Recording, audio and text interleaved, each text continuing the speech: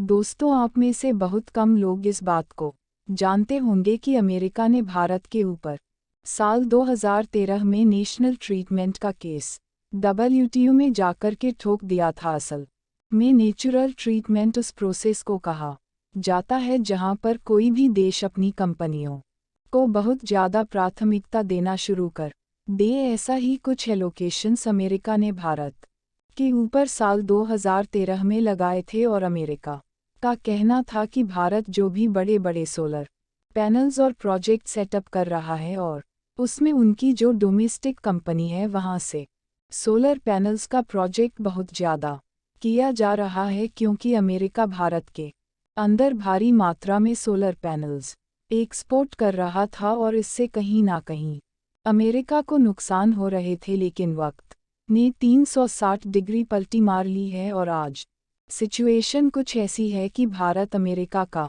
सबसे बड़ा solar exporter country बन चुका है। इसके अलावा कई भारतीय कंपनियां हैं जो अमेरिका के अंदर रह करके वहां पर सोलर मैन्युफैक्चरिंग करना शुरू कर चुकी हैं और आज इसी कड़ी में जुड़ी हुई एक और बड़ी रिपोर्ट सामने निकल कर आई है, जिसके बारे में इस वीडियो में हम आपको बताने वाले हैं। पूरी डेवलपमेंट क्या है इस वीडियो में समझते हैं। भारत जिस तरह से अपनी मैन्युफैक्चरिंग कंपनी में लगातार आगे बढ़ रहा है, उसके लिए इस वीडियो को एक लाइक जरूर करें। साथ ही इसी तरह और भी नॉलेजेबल वीडियो पाने के लिए चैनल को सब्सक्राइब जरूर करें। दोस्तों, रिसेंटली ही रेटिंग एजेंसी इंफ्रा की रिपोर्ट के मुताबिक वर्ष 2024 की पहली छमाही में भारत से एक्सपोर्ट होने वाले सोलर सेल्स और मॉड्यूल्स करीब 8,360 करोड़ रुपए के हो जाएंगे, बल्कि पिछले साल में सिर्फ 14,453 करोड़ रुपए के थे। यानी कि इस इंडस्ट्री में भारत ने काफ़ी बड़े पोटेंशियल हासिल किया है। टोटल एक्सपोर्ट करीब 405 मेगावाट का था, जहां पर रिपोर्ट में साफ शब्दों में बताया गया है कि भारत ने सबसे ज़्यादा सोलर अमेरिका में एक्सपोर्ट किए हैं और अमेरिका के साथ भारत का ट्रेड हमेशा से ही सरप्लस में रहा है, फिर चाहे वह सर्विसेज हो या फिर गुड्स एक्सपोर्ट। और कुछ गिनी चुनी कंपनियों का नाम भी शामिल किया गया है, जिसमें वाई एनर्जी ने करीब 2,28,000 करोड़ के ऑर्डर बुक किए हैं और वाई एनर्जी भारत के अंदर काफ़ी बड़ी मात्रा में सोलर इंस्टॉल करने का काम करती हैं और करीब 85 पर ऑर्डर इनके हमेशा से ही सोल्ड आउट जाते हैं और majority Bharat, America, Canada, Europe जैसे कई और देशों के अंदर सोलर एक्सपोर्ट करता है। लेकिन यह एक्सपोर्ट सिर्फ यहीं पर नहीं रुकने वाला है, बिकॉज 20,224 में टाटा पावर की तरफ से तमिलनाडु में करीब 4.3 गीगावाट के सोलर सेल्स मॉड्यूल के प्लान को लगाने की पूरी तैयारी शुरू की जा चुकी है, और जिससे अंतर्राष्ट्रीय स्तर पर टाटा की तरफ से भी सोलर एक्सपोर्ट किए जाएंगे। इसके अलावा JSW एनर्जी भी भारत के अंदर करीब 1 गीगावाट की प्रोडक्शन कैपेसिटी के साथ में 2025 में अपनी नई कॉरपोरेशन फॉर्म में चालू कर देगी। यानी कि भारत से एक्सपोर्ट के रास्ते बड़े स्तर पर खुलने वाले हैं। लेकिन सोचने वाली बात यह है कि भारत ने कितनी तेजी से खुद को डेवलप किया है कि एक समय अमेरिका भारत के ऊपर केस ठोक रहा था कि भारत अपनी कंपनियों को ज़्यादा ट्रीट कर रहा है। वहीं अब अमेरिका भारत से सबसे बड़ा सोलर इंपोर्टर कंट्री बन चुका है। और बड़ी कंपनीज की बात की जाए तो भारतीय कंपनी राइवल सोलर, जो कि गुजरात बेस्ट कंपनी है, और उसने रिसेंटली अमेरिका के अंदर 500 मेगावाट की कैपेसिटी के साथ नए सोलर मैन्युफैक्चरिंग फैसिलिटी को सेटअप किया है। इसके अलावा दूसरी भारतीय company Vikram solar United state के अंदर सोलर प्रोडक्शन के लिए 1.55 बिलियन US डॉलर की इन्वेस्टमेंट ऑलरेडी कर चुकी हैं। इसी कड़ी में एक और कंपनी का नाम शामिल हुआ है, जिसे रिसेंटली इंक्लूड किया गया है और इसे सार्थिक सोलर का नाम दिया गया है, और यह भी अमेरिका के अंदर बड़े स्केल पर सोलर पैनल का प्रोडक्शन शुरू कर रही है। और इसीलिए आपने नोटिस किया होगा कि यूरोप सहित चाइना, अमेरिका, जापान सभी देश भारत के अंदर बड़ी इन्वेस्टमेंट कर रहे हैं और इसी की वजह से भारत फ्यूचर की ओर आगे बढ़ता हुआ देश नजर आ रहा है, जिससे आगे चलकर भारत को काफ़ी ज़्यादा फायदा होने वाला है।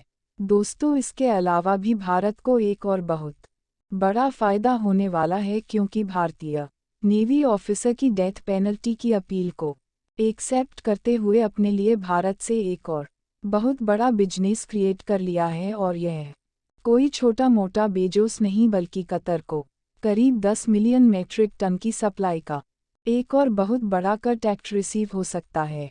सही मायने में देखा जाए तो यह कतर के लिए काफ़ी बड़ी अपॉर्चुनिटी है। इसके अलावा कतर के लिए नुकसान से निकलने का एक सीधा रास्ता बन रहा है, क्योंकि पाकिस्तान में कुछ गैस के भंडार मिले हैं जिन्हें चाइना सीधे तरीके से कब्जा आने वाला है, और चाइना अपनी गैस सप्लाई पाकिस्तान से पूरी कर सकता है। तो रिसेंटली चाइना और कतर के बीच में जो एलएनजी की डील फाइनलाइज हुई थी, इसे आगे चलकर डिस्टर्ब किया जा सकता है। लेकिन यदि कतर भारत के साथ अपने रिलेशन अच्छे रखेगा तो भारत के साथ डायरेक्ट अपनी गैस एक्सपोर्ट करके बिजनेस लगातार करता रह सकता है। इसके अलावा भारत के अंदर कुछ बड़ी तैयारियां शुरू हो चुकी हैं। रिपोर्ट के मुताबिक भारतीय कंपनी इंडियन ऑयल अपनी एलएनजी टर्मिनल की कैपेसिटी को डबल करने जा रही है, और इसे बड़ा करके करीब 10 मिलियन मेट्रिक टन किया जाएगा, जो कि करीब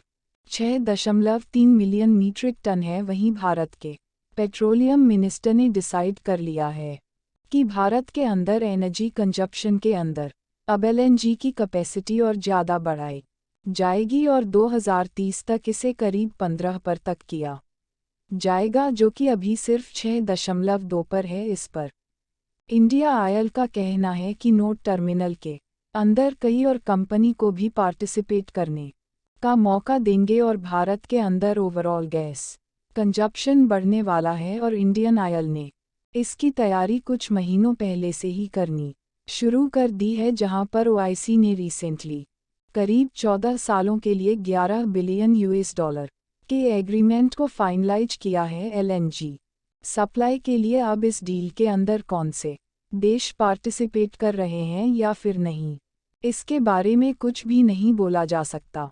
लेकिन बड़े गैस सप्लायर जैसे कि Australia, Qatar, United state, Malaysia, Russia, Nigeria और इंडोनेशिया जैसे देश शामिल हैं, जिसमें यदि कतर सोचता है कि वह भारत को सप्लाई नहीं करेगा तो भारत के लिए रास्ते नहीं खुले हैं। लेकिन इनका यह सोचना बिल्कुल गलत है। रिसेंटली मोजाम्बिक, वेनेजुएला जैसे देशों के अंदर भारत ने बिलियंस ऑफ डॉलर के प्रोजेक्ट फाइनलाइज करने की प्रक्रियाओं को बहुत तेजी से शुरू कर दिया है। हाँ, यह बात बिल्कुल सही है कि भारत सडन कतर के ऊपर एक्शन नहीं ले सकता, क्योंकि हम कतर से करीब 40 से लेकर के 50 पर अपनी एलएनजी की सप्लाई सिर्फ कतर से करते हैं। लेकिन फिर भारत लगातार अपनी डील को नए नए देश के साथ फाइनलाइज करने में लगा हुआ है, और इससे कतर को काफ़ी बड़ा झटका लगने वाला था। इसलिए कतर ने 8 नेवी ऑफिसर की सज़ा को माफ़ करने का निर्णय लिया है। और हमारे लिए खुशखबरी की बात है। आइए एक एक करके जानते हैं कि अपने नागरिकों को बचाने के लिए भारत ने क्या क्या 3 कदम उठाए थे। पहला कदम पीएमओ का सीधा हस्तक्षेप। कतर की सरकार और वहां की शाही खानदान के साथ भारत की मोदी सरकार के रिश्ते बड़े अच्छे बताए जाते हैं। यही वजह है कि कतर में फांसी की सजा पाने वाले 8 भारतीयों के मामले में अब प्रधानमंत्री नरेंद्र मोदी के ऑफिस से सीधा हस्तक्षेप हुआ। पीएमओ में ओएसडी के पद पर तैनात दीपक मित्तल को कतर के साथ बातचीत करने और अपने नागरिकों को सुरक्षित घर वापसी का जिम्मा दिया गया। दीपक ही वह शख्स हैं कि ऑटो नेवी की जवान जल्द ही भारत लौटने वाले हैं। बाकी आप लोग उनके सही सलामत लौटने की दुआएं कमेंट बॉक्स में करते रहे। इस वीडियो को यहीं पर ख़त्म करते हैं। इस वीडियो को एक लाइक ज़रूर करें और अपने दोस्तों तक इस वीडियो को शेयर करें, ताकि उन्हें भी जानकारी मिल सके। इसी तरह और भी नॉलेजेबल वीडियो देखने के लिए अपने भरोसेमंद चैनल को सब्सक्राइब करके बेल नोटिफिकेशन को ऑल पर जरूर रखें। वीडियो को अंत तक देखने के लिए धन्यवाद।